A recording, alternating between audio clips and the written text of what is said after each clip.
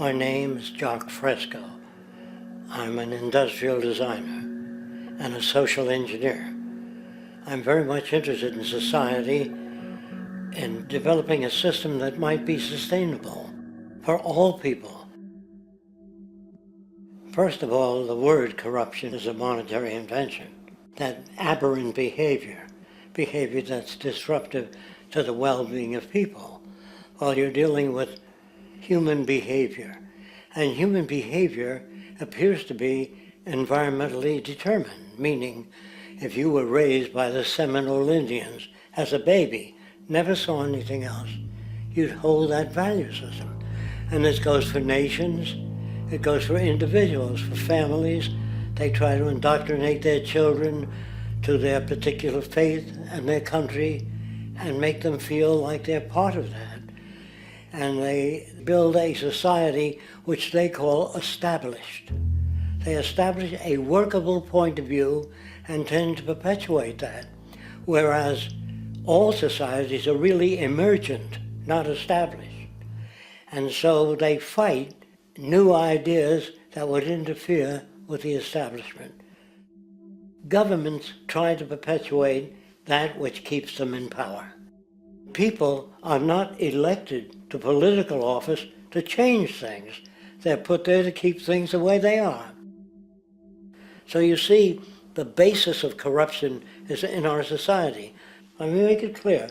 All nations then are basically corrupt because they tend to uphold existing institutions.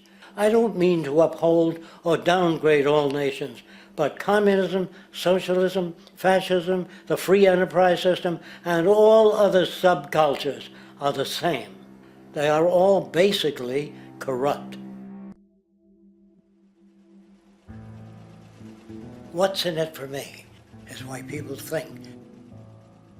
And so if a man makes money selling a certain product, naturally he's going to fight the existence of another product that may threaten his institution. Therefore, people cannot be fair, and people do not trust each other. A guy will come over to you and say, I got just the house you're looking for. He's a salesman.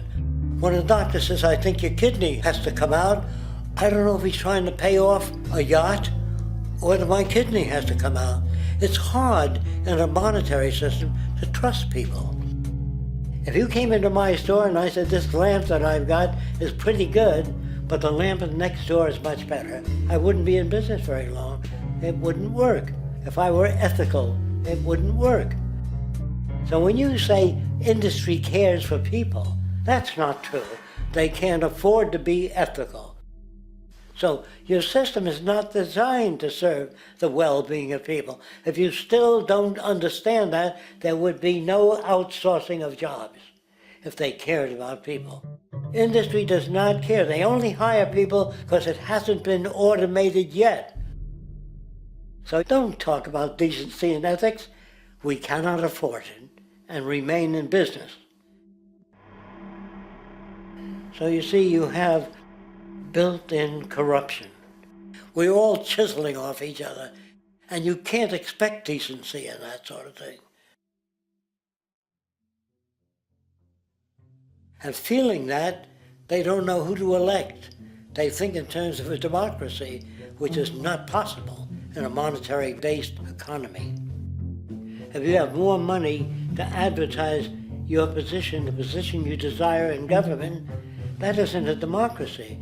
It serves those in positions of differential advantage. So it's always a dictatorship of the elitists, the financially wealthy. It's not politicians that can solve problems.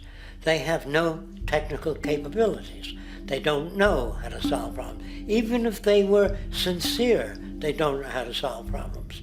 It's the technicians that produce the desalination plants. It's the technicians that give you electricity, that give you motor vehicles, that heat your house and cool it in the summertime. It's technology that solves problems, not politics. Politics cannot solve problems because they're not trained to do so. And writing your congressman is fantastic. They tell you to write your congressman if you want something done. The men in Washington should be at the forefront of technology. the forefront of human studies, the forefront of crime, all the factors that shape human behavior. You don't have to write your congressman. What kind of people are they that are appointed to do that job? The future will have great difficulty. And the question that's raised by politicians is, how much will a project cost? The question is not how much will it cost. Do we have the resources? And we have the resources today to house everyone, build hospitals all over the world, build schools all over the world, the finest equipment and labs for teaching and doing medical research. So you see, we have all that, but we're in a monetary system. And in the monetary system, there's profit. What is scarcity? Based on keeping products valuable. Slowing up production on oil raises the price. Maintaining scarcity of diamonds keeps the price high. They burn diamonds at the Kimberley diamond mines. They're made of carbon. That keeps the price up.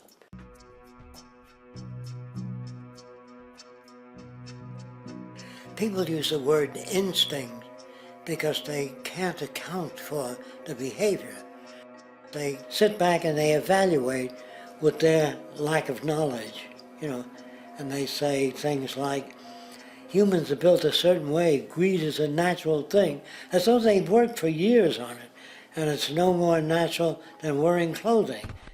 What we want to do is to eliminate the causes of the problems, eliminate the processes that produce greed and bigotry and prejudice and people taking advantage of one another and elitism, eliminating the need for prisons and welfare. We have always had these problems because we have always lived within scarcity and barter and monetary systems that produce scarcity. If you eradicate the conditions that generate what you call socially offensive behavior, it does not exist. The guy said, well, isn't that inborn? No, it's not. There is no human nature, there's human behavior, and that's always been changed throughout history. You're not born with bigotry and greed and corruption and hatred. You pick that up within the society. War, poverty, corruption, hunger, misery, human suffering will not change in a monetary system. That is, there'll be very little significant change. It's going to take the redesign of our culture, our values, and it has to be related to the carrying capacity of the earth, not some human opinion or some politician's notions of the way the world ought to be, or some religious notions of the conduct of human affairs. And that's what the Venus Project is about. The society that we're about to talk about is a society that is free of all the old superstitions, incarceration, prisons, police, cruelty, and law. All laws will disappear, and the professions will disappear that are no longer valid, such as stockbrokers, bankers, advertising, gone forever, because it's no longer relevant.